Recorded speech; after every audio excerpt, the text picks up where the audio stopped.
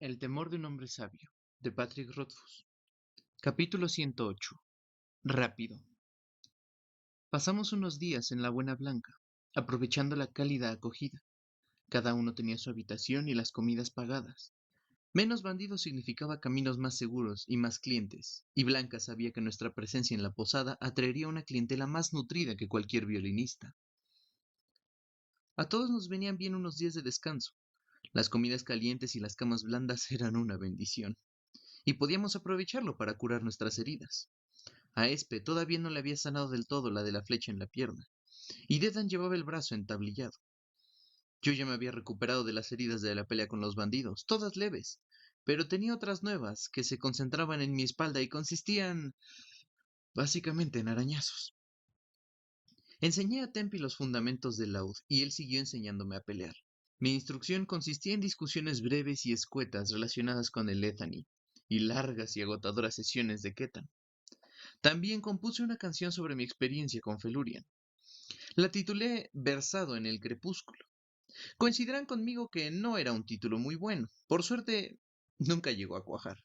Y hoy en día casi todos la conocen como la canción medio cantada. No era mi mejor obra, pero era pegadiza. A los clientes de la posada pareció que les gustaba y el día que oía a Losi silbándola mientras servía las consumiciones, supe que se extendería como un incendio en una veta de carbón. Como seguían pidiéndome que les contara historias, compartí con ellos otros episodios interesantes de mi vida. Les conté cómo había conseguido que me admitieran en la universidad con apenas 15 años. Les conté cómo había obtenido acceso al arcano en solo 3 días. Les conté que había invocado el nombre del viento en un arranque de cólera después de que Ambrose me rompiera el laúd. Por desgracia, la tercera noche me había quedado sin historias verídicas, y como mi público seguía hambriento de más, robé una historia sobre Ilien y me puse en su lugar, y de paso aderecé al personaje con unos cuantos detalles robados de Taborlin. No me enorgullezco de lo que hice, y en mi defensa me gustaría decir que había bebido bastante. Además, había varias mujeres hermosas entre el público. Los ojos emocionados de una joven tienen algo poderosamente cautivador. Pueden arrancarte todo tipo de tonterías, sobre todo a un joven estúpido, y yo no fui la excepción a la regla. Entretanto, Dedan y Espe ocupaban ese pequeño mundo exclusivo que se crean para ellos los nuevos amantes. Daba gusto verlos. Dedan estaba más tranquilo, más amable. El semblante de Espe perdió gran parte de su dureza. Pasaban mucho tiempo en su habitación, recuperando horas de sueño, sin duda. Marten flirteaba descaradamente con Blanca, bebía hasta ahogar a un pez y en general se divertía por tres. Pasados 3 días nos marchamos de la Buena Blanca, pues no queríamos agotar la hospitalidad que allí nos prodigaban. A mí no me importó irme, porque entre la instrucción con Tempi y las atenciones de Losi, estaba casi muerto de agotamiento. El camino de regreso a Severen lo hicimos despacio, en parte porque nos preocupaba la pierna herida de Espe, pero también porque sabíamos que pronto tendríamos que separarnos. Pese a que habíamos tenido nuestras diferencias, nos habíamos hecho amigos, y no es fácil dejar atrás esas cosas. Las noticias de nuestras aventuras nos precedían en el camino y cuando parábamos a pernoctar, era fácil conseguir cama y cena, si no es que nos salían gratis. Al tercer día de abandonar la Buena Blanca, nos encontramos una pequeña troupe de artistas. No eran Edena Rue y estaban bastante apurados. Solo eran cuatro, un hombre mayor, dos jóvenes de unos 20 años y un niño de 8 o 9. Estaban cargando su desvencijado carro cuando nosotros paramos para darle un respiro a la pierna de Espe. Hola a los de la troupe, los saludé. Nos miraron con cierta inquietud, pero se relajaron al ver el laúd que llevaba a la espalda. Hola al bardo. Me reí y les estreché la mano. No soy bardo, solo canto un poco. Es casi lo mismo, repuso el hombre mayor sonriéndome. ¿Hacia dónde van? De norte a sur. ¿Y ustedes? Se relajaron aún más al saber que íbamos en otra dirección. De este a oeste, dijo. ¿Cómo les van las cosas?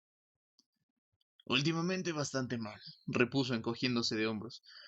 Pero nos han dicho que a 2 días de aquí vive una tal Lady Gress. Dicen que no rechaza a nadie capaz de tocar un poco el violín o representar una pantomima.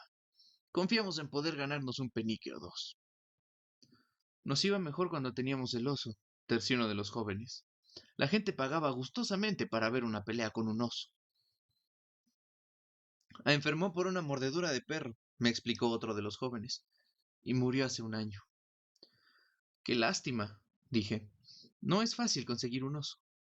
Ellos asintieron con la cabeza en silencio. Tengo una canción nueva para ustedes. ¿Qué me dan a cambio? El hombre me miró con recelo. Bueno, que sea nueva para ti no significa que lo sea para nosotros, expuso. Y que sea nueva no significa que sea buena, no sé si me explico. Júzgalo tú mismo, dije, y saqué mi laúd del estuche. La había compuesto procurando que fuera pegadiza y fácil de cantar, pero aún así tuve que repetirla 2 veces para que se le quedara grabada. Como ya he dicho, no era Nedenarru. No está mal, no está mal.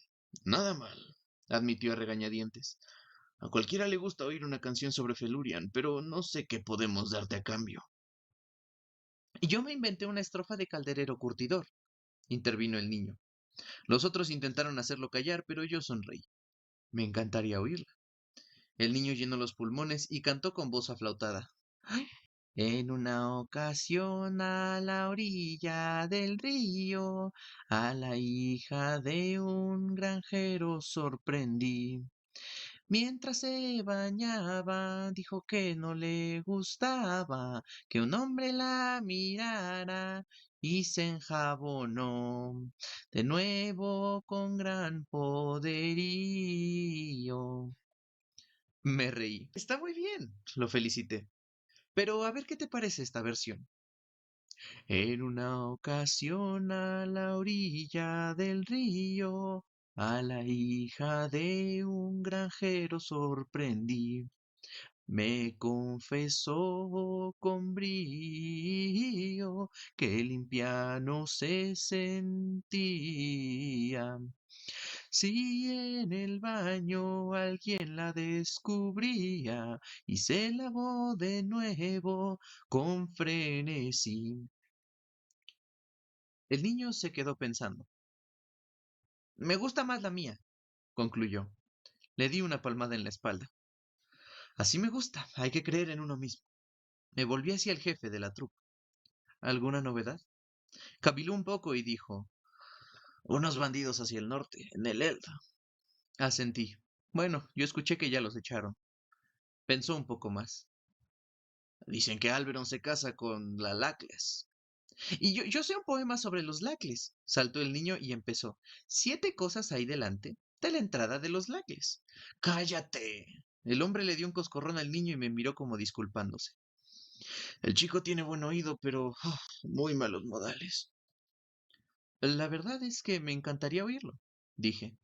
El hombre mayor encogió los hombros y soltó al chico, que lo miró con rabia antes de empezar a recitar. 7 cosas hay delante de la entrada de los Lacles. Una es un anillo que no se ha usado. Otra, una palabra que se ha invalidado. Otra, un momento que no sea tarde. Otra, una vela que no arde. Otra, un hijo que con la sangre viene. Otra, una puerta que la riada contiene.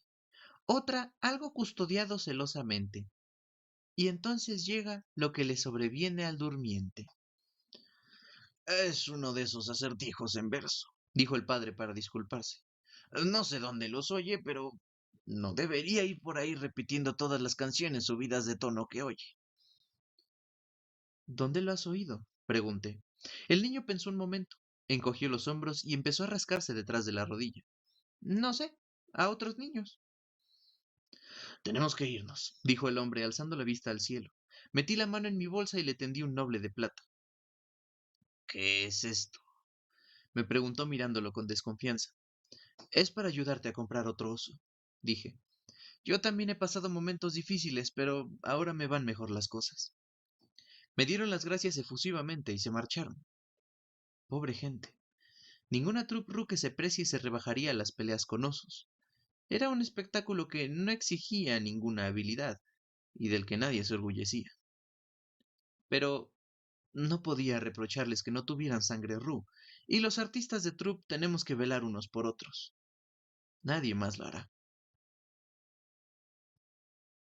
Durante el día, mientras recorríamos el camino, Temp y yo hablábamos de Lethani, y por la noche practicábamos el Ketan.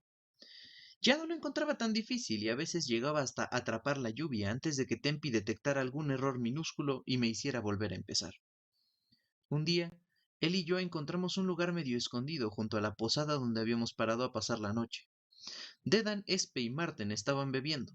Me puse a practicar concienzudamente el ketan, mientras Tempi, sentado con la espalda apoyada al tronco de un árbol, practicaba con tesón un sencillo ejercicio de digitación que le había enseñado. Una y otra vez. Una y otra vez. Acababa de terminar círculo con las manos cuando detecté leve movimiento con el rabillo del ojo. No me paré, pues Tempi me había enseñado a evitar las distracciones mientras realizaba el ketan. Si giraba la cabeza para mirar tendría que volver a empezar. Moviéndome con una lentitud dolorosa, empecé danza hacia atrás, pero nada más colocar el talón noté que me faltaba equilibrio. Pensé que Tempi me llamaría la atención, pero no lo hizo. Interrumpí el ejercicio, me di la vuelta y vi a un grupo de 4 mercenarios Adem caminando hacia nosotros con soltura.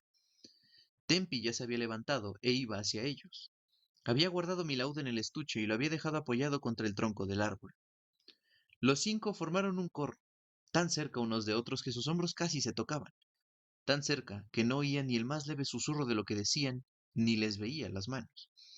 Pero por el ángulo que formaban los hombros de Tempi deduje que se sentía incómodo y que estaba a la defensiva. Sabía que si llamaba a Tempi desde lejos lo considerarían grosero, así que me acerqué. Pero antes de acercarme lo suficiente para oír lo que decían, uno de los mercenarios estiró un brazo y me empujó, apretándome con firmeza con los dedos extendidos en el centro del pecho. Sin pensar, hice romper león, agarrándole el pulgar y apartándole la muñeca. El mercenario soltó la mano sin esfuerzo aparente y trató de derribarme con piedra que persigue. Hice danza hacia atrás y esa vez me equilibré bien. Pero él me golpeó en la sien, con otra mano. No lo bastante fuerte para hacerme daño, pero sí para dejarme aturdido un segundo. Me hirió en el orgullo. Fue el mismo tipo de golpe que me daba Tempi para reprenderme en silencio cuando no realizaba bien el keta. Rápido, dijo el mercenario en voz baja, en Atur. Al oír su voz me di cuenta de que era una mujer. No es que fuera especialmente masculina, sino que sencillamente se parecía mucho a Tempi. Tenía el mismo cabello rubio rojizo, los ojos gris pálido, la expresión serena y la ropa de color rojo sangre. Era un poco más alta que Tempi, y tenía los hombros más anchos.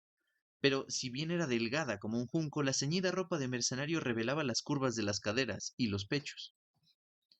Me fijé más y enseguida vi que 3 de los 4 mercenarios eran mujeres.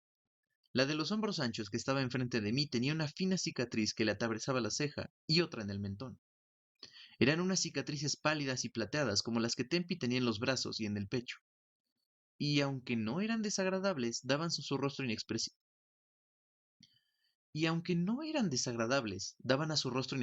un aire extrañamente adusto. Rápido, había dicho. A primera vista parecía un cumplido, pero he sido objeto de demasiados escarnios en mi vida, y sé reconocerlos, sea en el idioma que sea. Por si no me hubiera quedado claro, llevó la mano derecha hacia atrás y la apoyó en la parte baja de la espalda, con la palma hacia afuera. Pese a mi rudimentario conocimiento del lenguaje de signos Adem, supe qué quería decir eso. Había puesto la mano tan lejos como podía del puño de la espada. Al mismo tiempo me enseñó el hombro y desvió la mirada. No me estaba declarando sencillamente inofensivo, sino que estaba haciendo un signo de un desdén insultante.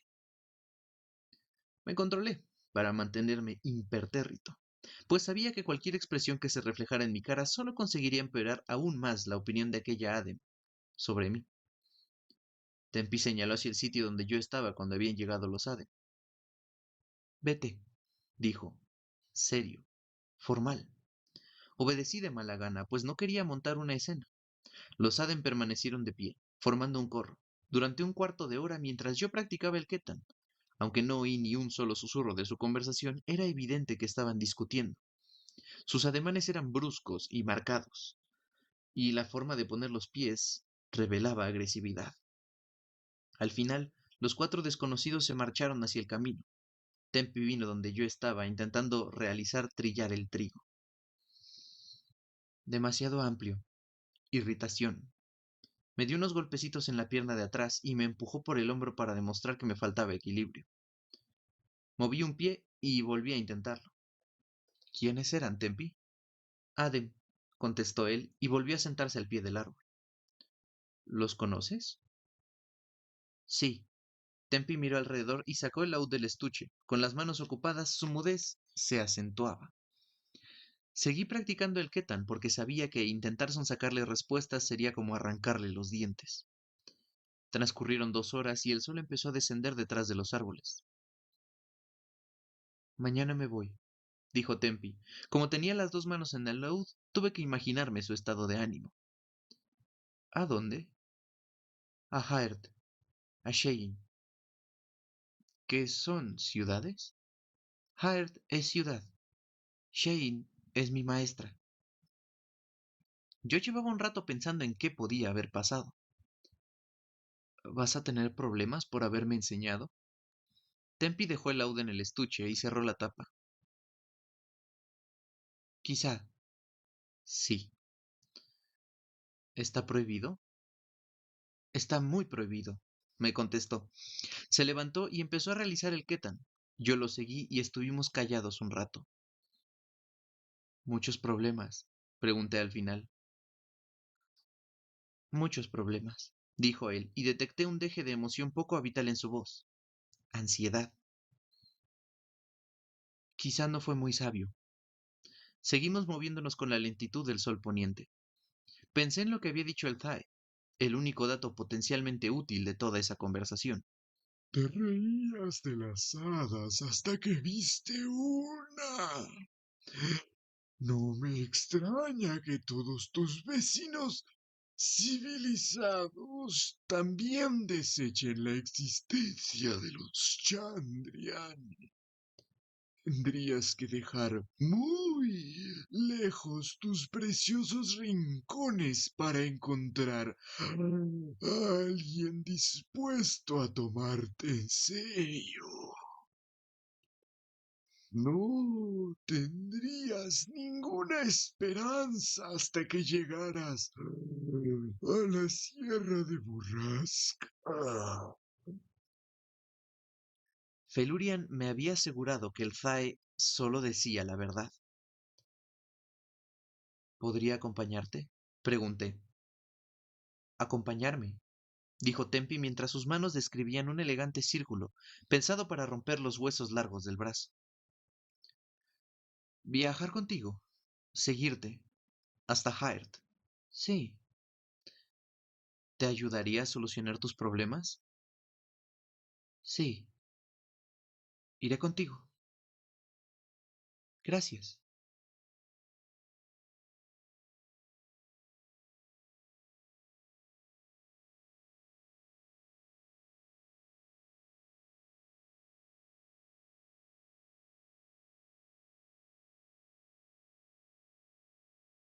Capítulo 109. Bárbaros y locos. Sinceramente, nada deseaba más que volver a Severen. Quería dormir en una cama limpia y mullida y aprovechar el favor del Maer mientras todavía gozaba de él. Quería encontrar a Dena y arreglar las cosas entre nosotros. Pero Tempi se había metido en problemas por enseñarme. No podía largarme y dejar que él se enfrentara solo. Es más, el Zae me había dicho que Dena ya se había marchado de Severen, aunque en realidad yo no necesitaba que ningún oráculo férico me dijera eso. Llevaba un mes fuera y Dena nunca se quedaba mucho tiempo en el mismo sitio, de modo que a la mañana siguiente nuestro grupo se dividió. Dedan, Espe y Marten se dirigirían hacia el sur, a Severen, a informarle al Maer y recogerían su paga. Tempi y yo iríamos hacia el nordeste, hacia la Sierra de Borrasca y hacia Demre. ¿Seguro que no quieres que yo lleve la caja? Me preguntó Dedan por quinta vez. Prometí al Maer que le devolvería el dinero personalmente. Mentí. Pero sí necesito que le entregues esto. Le tendí una carta que había escrito la noche anterior. Aquí le explico por qué tuve que nombrarte jefe de grupo. Sonreí. Quizá recibas una bonificación por ello. Dedan se hinchó de orgullo y cogió la carta. Marten, que estaba cerca, hizo un ruido que podía interpretarse como una tos. Por el trayecto conseguí sonsacarle a Tempi algunos detalles. Al final me enteré de que lo tradicional era que alguien de su estatus social obtuviera permiso antes de tomar a un pupilo. Lo que complicaba más el asunto era que yo fuera forastero. Uno bárbaro, por lo visto. Al enseñar a una persona como yo, Tempi había hecho algo más que violar una tradición. Había traicionado la confianza de su maestra y de su gente. ¿Habrá un juicio o algo parecido? Le pregunté. Ningún juicio. Shein me hará preguntas. Yo diré, veo en Quos buen hierro, esperando. Él es de Lethani. Necesita que Lethani lo guíe. Me apuntó con la barbilla. Shein te preguntará de Lethani, para saber si yo he visto bien. Shein decidirá si eres hierro que vale la pena golpear. Describió un círculo con una mano, haciendo el signo de inquietud. ¿Y qué pasará si no lo soy? Pregunté. ¿A ti? Inseguridad. A mí, me cortarán. ¿Te cortarán? Pregunté. Confiaba en haberlo entendido mal.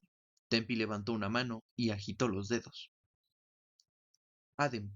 Apretó el puño y lo agitó. Ademre. Abrió la mano y se tocó el dedo meñique. Tempi. Se tocó los otros dedos. Amigo.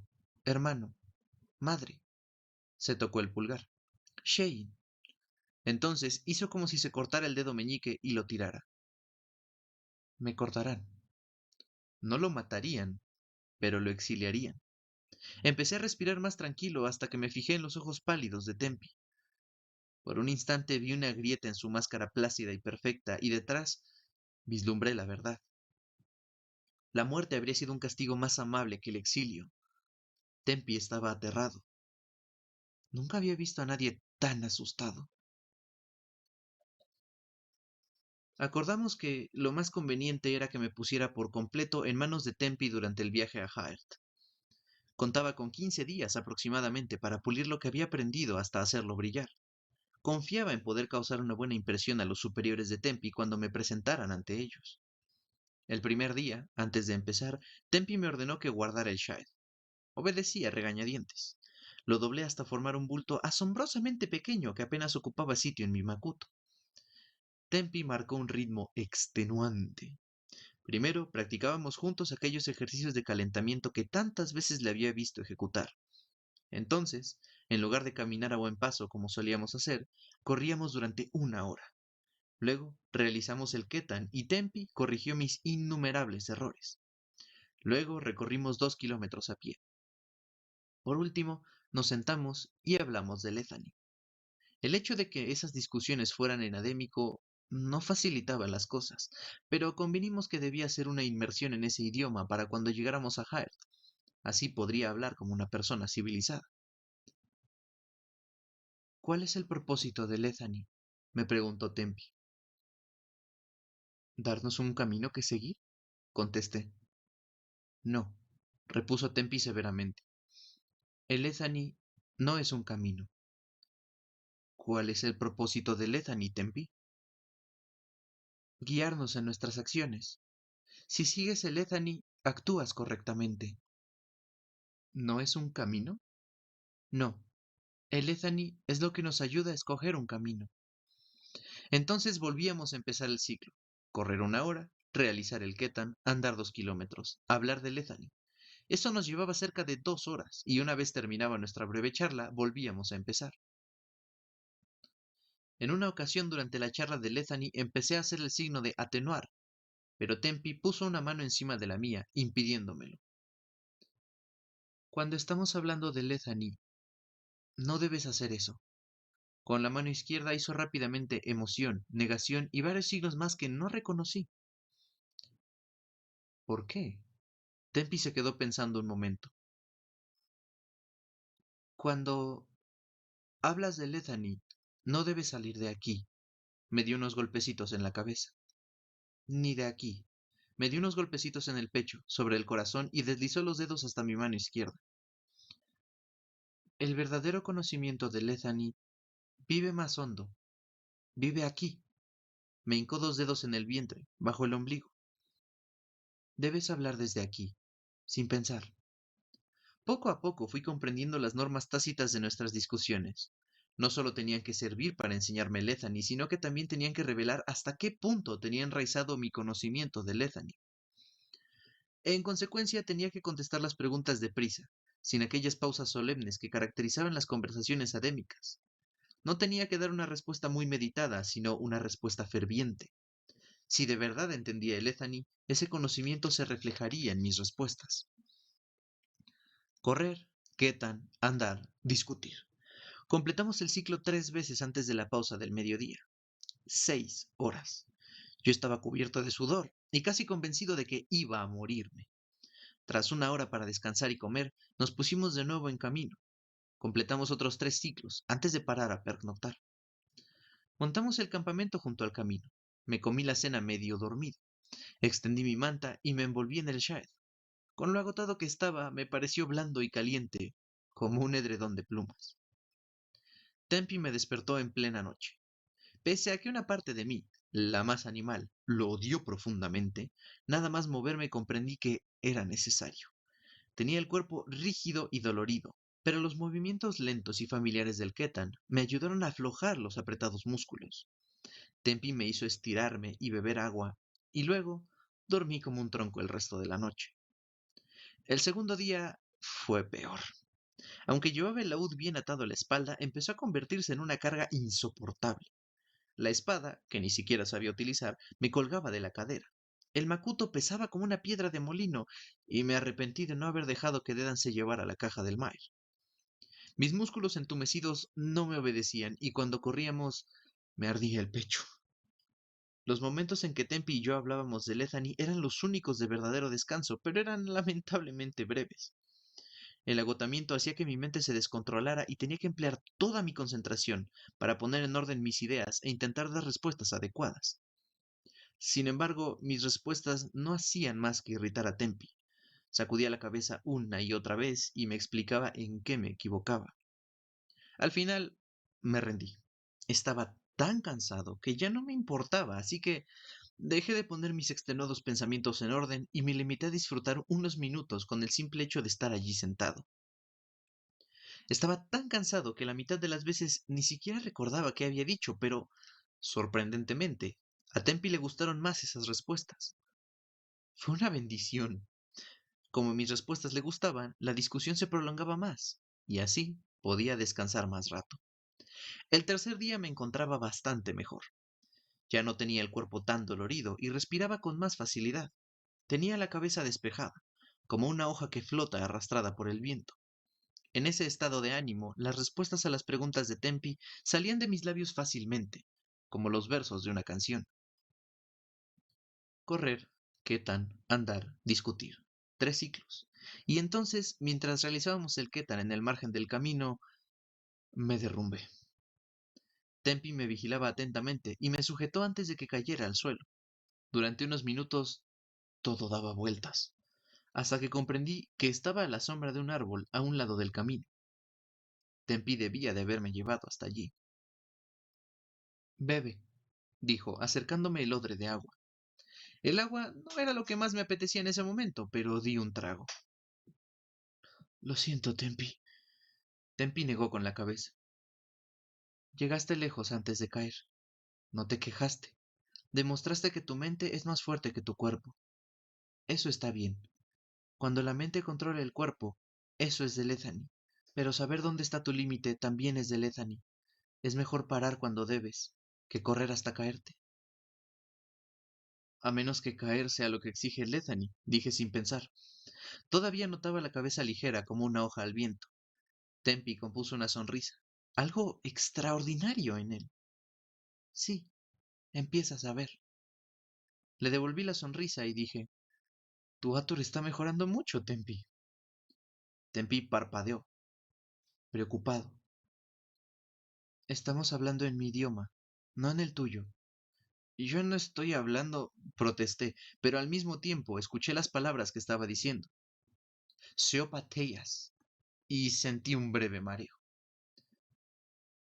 Bebe otra vez, dijo Tempi, y aunque controlaba su voz, la expresión de su semblante, dijo Tempi, y aunque controlaba su voz y la expresión de su semblante, me di cuenta de que estaba intranquilo. Di otro sorbo para tranquilizarlo, y entonces, como si de pronto mi cuerpo comprendiera que necesitaba el agua, me entró mucha sed, y eché varios tragos largos. Paré antes de beber demasiado y que empezaran a darme retortijones. Tempi asintió con la cabeza. Aprobación. ¿Y hablo bien?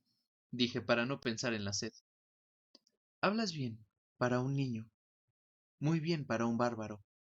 ¿Solo bien? ¿Pronuncio mal las palabras? Contactas demasiado a los ojos. Abrió mucho los suyos y los fijó exageradamente en los míos, sin parpadear. Además, tus palabras están bien, pero son simples. Entonces tienes que enseñarme más palabras. Negó con la cabeza. Serio. Ya sabes demasiadas palabras. ¿Demasiadas? Tempi, sé muy pocas. No son las palabras, es su uso. En Ademre, hablar es un arte. Hay quienes pueden decir muchas cosas con una sola cosa. Mishein. Dicen una cosa con una sola sílaba, y los demás le encuentran significado durante un año. Ligero reproche. Muchas veces, tú dices más de lo que necesitas. No debes hablar en Ademre como hablas en Atur. 100 palabras para elogiar a una mujer. Demasiadas. Nuestra lengua es más pequeña. Y cuando conozca a una mujer, ¿debo limitarme a decir eres hermosa? No, debes limitarte a decir hermosa y dejar que la mujer decida qué más querías decir. Eso no es... No sabía decir vago ni impreciso y tuve que empezar de nuevo para hacerme entender. ¿Eso no lleva a confusión? Lleva a seriedad, repuso Tempi con firmeza. Es delicado. Ese debería ser siempre nuestro propósito al hablar. Hablar demasiado sacudió la cabeza. Desaprobación. Es... Se atascó buscando una palabra. ¿Grosero? Negación. Frustración. Voy a Severen, y hay personas que huelen mal. Hay personas que no.